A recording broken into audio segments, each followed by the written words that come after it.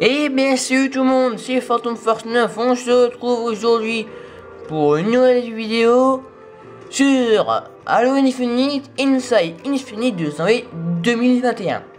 Parce que maintenant il y aura des nouveautés sur... Enfin il y aura... ils pourront dire ce qu'il y aura dans Halo Infinite tous les mois. Voilà. Il a dit là, attendez. Hier, voilà, c'est là. La chronique Inside Infinite de février 2021 sera consacrée aux environnements du Halo Zeta et celle de mars 2021 aux aspects audio du jeu. Donc voilà, il y aura un Inside Infinite tous les mois maintenant. Voilà.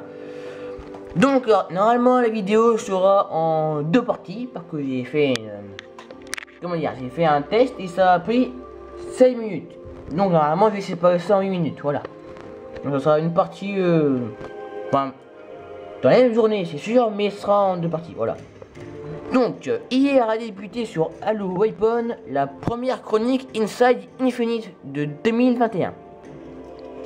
Ces chroniques mensuelles partageront tous les mois jusqu'à la sortie de Halo Infinite le point de vue de 343 Industries sur le processus de développement du jeu. Approximativement tous les derniers jeudis du mois, les développeurs discuteront de leur vision sur certains aspects d'Infinite tout en glissant quelques nouvelles miettes d'informations concrètes, mais les grosses annonces resteront réservées aux événements annuels de l'industrie du jeu vidéo. Il faudra donc probablement prendre notre mal en patience jusqu'au mois de juin pour les plus grandes révélations ou même un trailer. Ce qui serait bien un trailer, n'est-ce pas? Un petit trailer là, un trailer, ce serait bien. Bon, c'est nul, c'est le bug.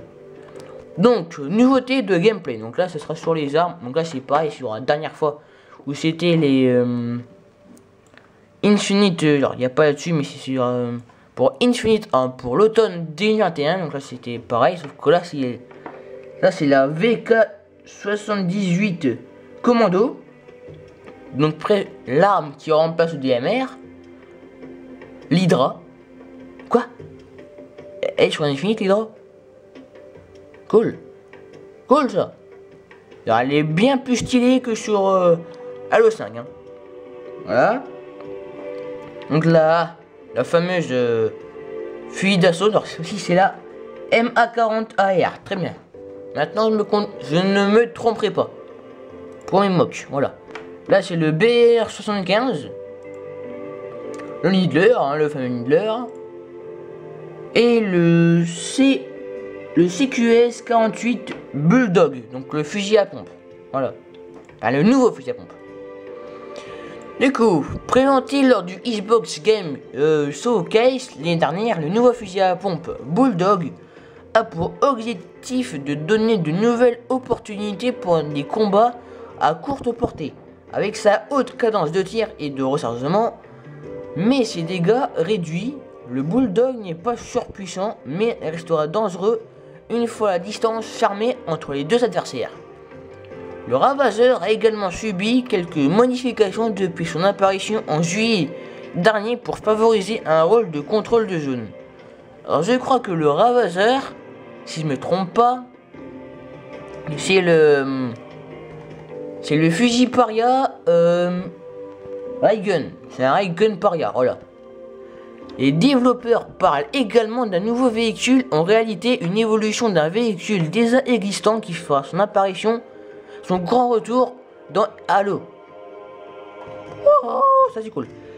Donc du coup, s'il y a un véhicule qui fera son grand retour dans Halo, donc ça va être soit l'Hornet, soit le Falcon, si me le sale, Falcon, soit le Revenant. Et je crois que c'est tout. C'est ça. Un deuxième nouveau venu prendra une place à mi-chemin entre le Warthog et le Scorpion. Donc on pourrait imaginer à peu près par exemple, alors soit le Scorpion qui a juste une mitrailleuse, soit le Warthog qui a une toile de Scorpion. Ça pourrait être bien. Le grappin accessible à tout moment en campagne avec un temps de recharge mais à ramasser sur le terrain multijoueur. C'est cool parce que sinon ce serait un peu... Ce serait nul quoi sinon. A également reçu d'une nouvelle option offensive et sera épaulé d'un autre équipement fortement basé sur le moteur physique du jeu. Cool aussi.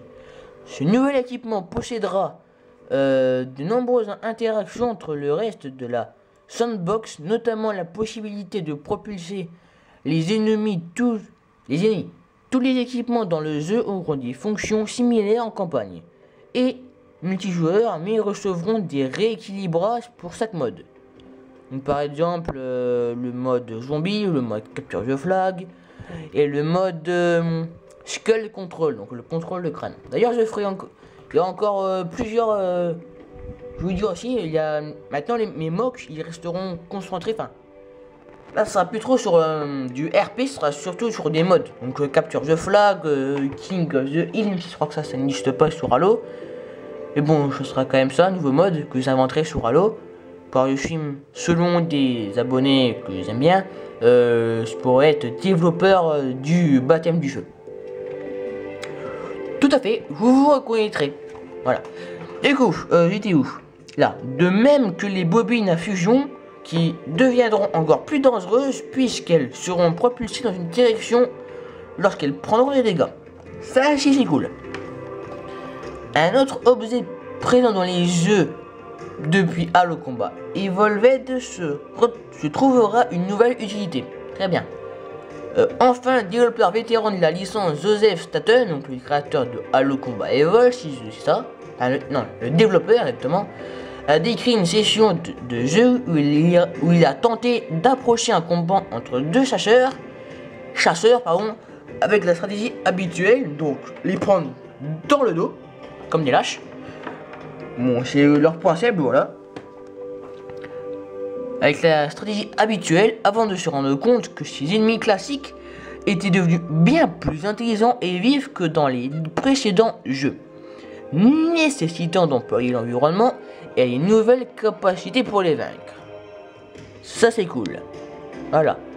Et donc là, il y a une image de du Halo Infinite, donc il y a le Halo avec des colonnes de Minecraft. Il y a un Banshee là, un ici et un là. Et puis plein de fumées qui sortent des conduits, je pense. Voilà. Du coup, je vais arrêter la vidéo là pour la première partie. Et on se retrouve pour bientôt. Je pense dans 1 heure pour la deuxième partie. Voilà. Allez, je vous laisse cette image et à dans 1 heure.